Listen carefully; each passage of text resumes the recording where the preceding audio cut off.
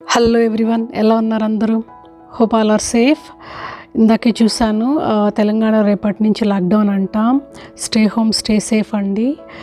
ఇంట్లో వాళ్ళని కూడా జాగ్రత్తగా చూసుకోండి. నెససరీ యాక్షన్స్ తీసుకుంటే పాజిటివ్ వచ్చినా కూడా ప్యానిక్ అవ్వాల్సిన అవసరం లేదు. ఎమర్జెన్సీ అయితే తప్ప బయటకు వెళ్ళకండి. శానిటైజేషను ఎట్సెట్రా ప్రొసీజర్స్ అంతా ఫాలో అవ్వండి. సో ఇవాళ వీడియో మా గార్డెన్ బెడ్ అప్డేట్ గురించి అండి. నేను లాస్ట్ వీడియోలో ప్రెప్పింగ్ మై గార్డెన్ బెడ్ అని షేర్ చేశాను. ఏం లేదండి, లాస్ట్ ఇయర్ తాలూకు చెట్లు అవి ఉంటాయి కదా, మ్యాక్సిమం ముందే తీసేస్తాము. బట్ ఒక్కసారి వింటర్ హిట్ అయిన తర్వాత అసలు వెళ్ళలేము, ఏమీ చేయలేము. సో లాస్ట్ ప్లాంట్స్ ఉంటాయి కదా, అవి అలాగే ఉండిపోతాయి. సో వాటిని ఇంకా స్ప్రింగ్ మంచి వెదర్ వచ్చినప్పుడు తప్ప క్లీన్ చేయడానికి కుదరదు. సో అలాంటిదంతా మొత్తం క్లీన్ చేసేసి ఆ డెడ్ ప్లాంట్స్ని తర్వాత ఒక రేక్ తీసుకొని మొత్తం కలియబెట్టేస్తారు గార్డెన్ బెడ్. సో అది కైండ్ ఆఫ్ సన్ డ్రై అయిపోయి ఒక కైండ్ ఆఫ్ స్టెరిలైజేషన్ లాగా ఎయిర్ సర్క్యులేట్ అవుతుంది బాగా. సో అలాగా రేక్తో కలియబెట్టేసి కొన్ని డేస్ అలాగే వదిలేస్తారు.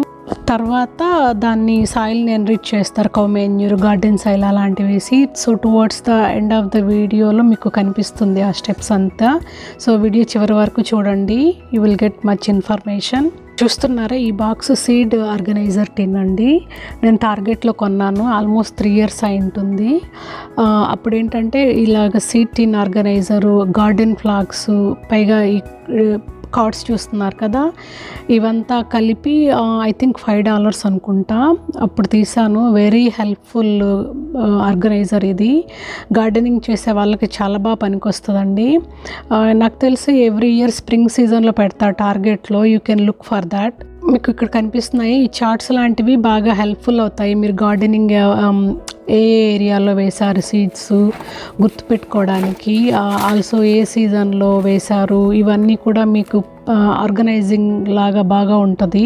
అందులో మళ్ళీ డిఫరెంట్ కేటగిరీ వైజ్ హెర్బ్స్ అని, వెజిటేబుల్స్ అని, ఫ్లవర్స్ అని, అలా కూడా ఫోల్డర్ డివైడర్స్ కూడా ఉంటాయి.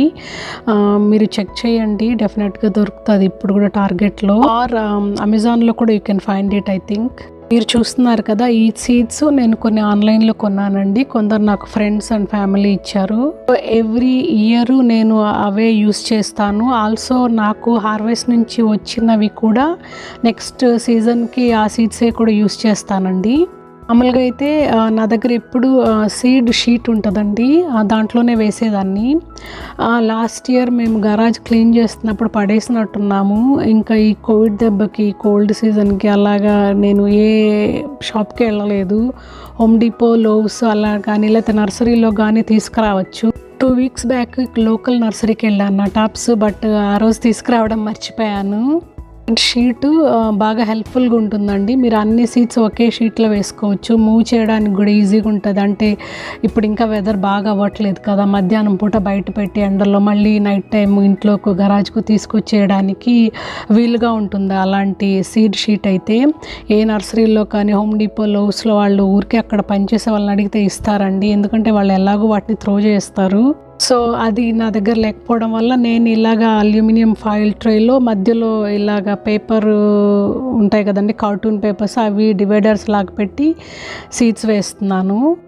నేను ఇలాగ సీడ్స్ వేసి ఆల్మోస్ట్ 3 weeks పైనే అవుతుంది ఈ ఫాయిల్స్ వాటిలో.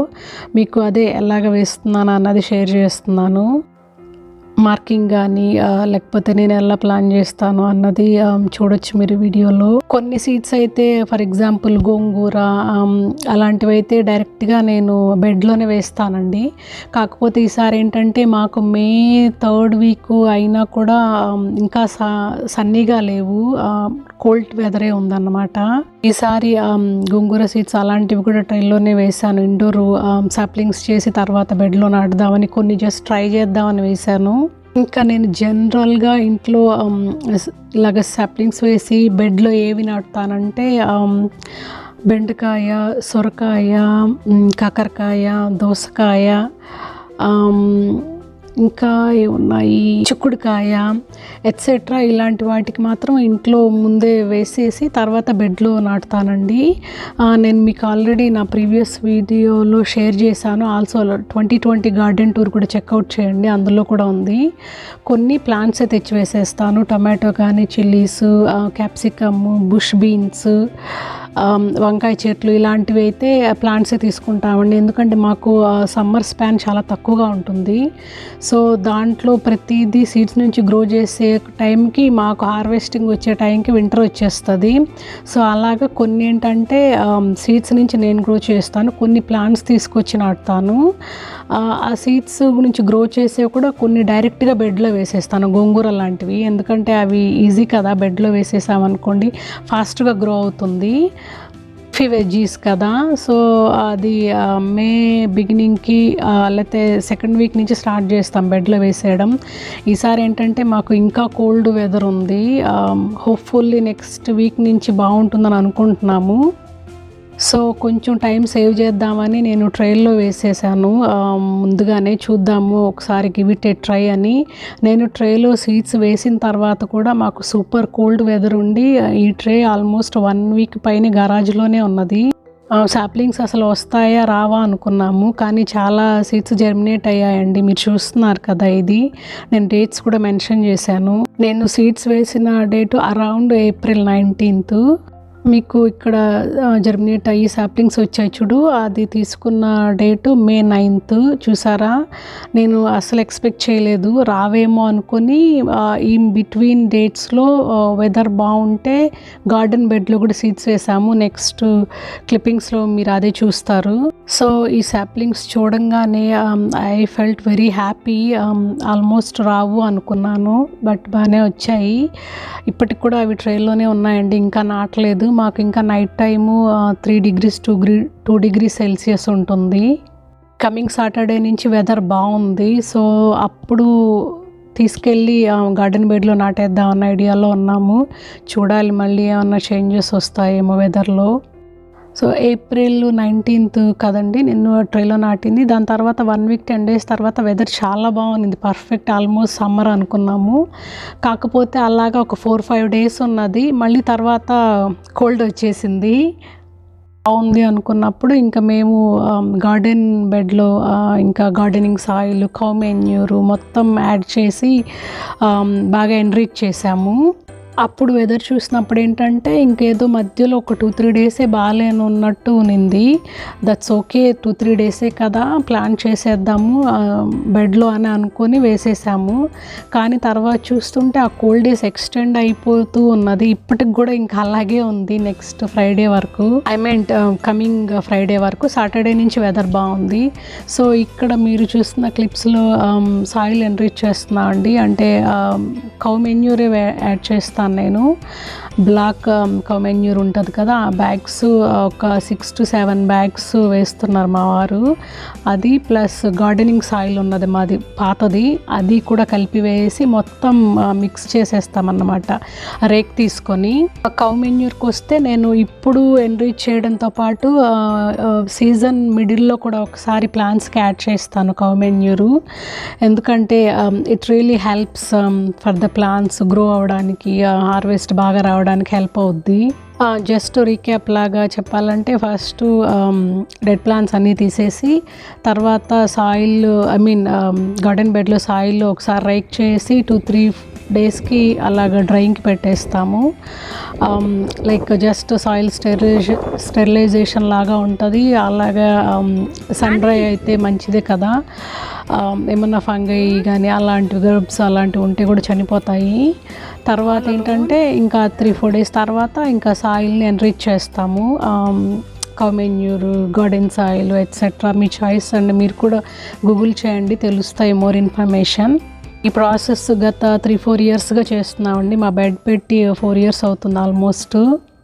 సో అదన్నమాట. జస్ట్ రీక్యాప్గా చెప్పాలంటే, ఇంకా సాయిల్ ఎన్రిచ్ చేసిన తర్వాత చూసారా ఇలాగ పాదుర్లాగా తీసుకున్నారనుకోండి చాలా బాగా గ్రో అవుతాయి ప్లాంట్స్. నాకు ఐడియా లేదు మిగతా ప్లేసెస్లో, అంటే మేమున్న ప్లేసెస్లో అయితే మేము రాయలసీమ నుంచండి. ఊళ్ళల్లో పొలాలు ఉంటాయి కదా, కయ్యిళ్ళకి ఇలాగే పాదులు తీసేవాళ్ళు. పాదులు తీసి నాటితే బాగా వస్తుంది. మిగిలిన ప్లేసుల్లో ఎలా ఉంటాయో నాకు ఐడియా లేదు, ఇలా పాదులు తీస్తారో లేదో అని. అంటే ఇక్కడ ఉన్న ఫ్రెండ్స్ని వాళ్ళని కలవడం బట్టి వాళ్ళకి ఐడియా లేదన్నట్టే చెప్పారు. మేము ఇలాగ పాదులు తీసేస్తామండి, వాటికి గుడ్ ఏరేషన్ ఉంటుంది, అలాగే వాటర్ కూడా బాగా చేరుతుంది అన్నమాట, రూట్స్కి బాగా గ్రో అవుతుంది. సో ఇలాగ పాదులు తీసేసిన తర్వాత దానికి సీడ్స్ యాడ్ చేస్తున్నాము. ఎవ్రీ ఇయర్ ఒకే ప్యాటర్న్లో యాడ్ చేస్తామండి. మీకు ఇంకా మోర్ ఇన్ఫర్మేషన్ కావాలంటే ఎలాగ సీడ్స్ వేసాము అని మీరు నాది లాస్ట్ ఇయర్ గార్డెన్ టూర్ చూడండి, ఒక ఐడియా వస్తుంది.